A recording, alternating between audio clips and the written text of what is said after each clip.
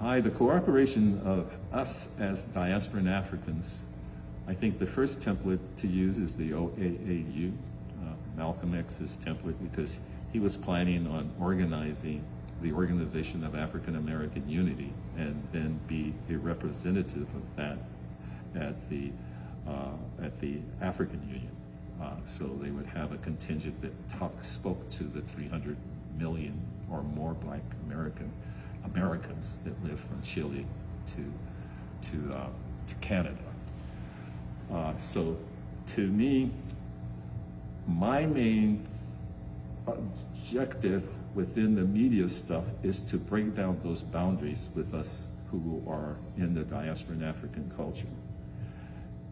Just because we speak Portuguese don't mean that we didn't speak one language in Africa or several languages in Africa. So I think just because you're Portuguese don't mean that you're not an African. Just because you're Haitian and speaking French, you're an African.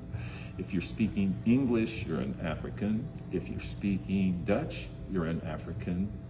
If you're speaking Spanish, you're an African.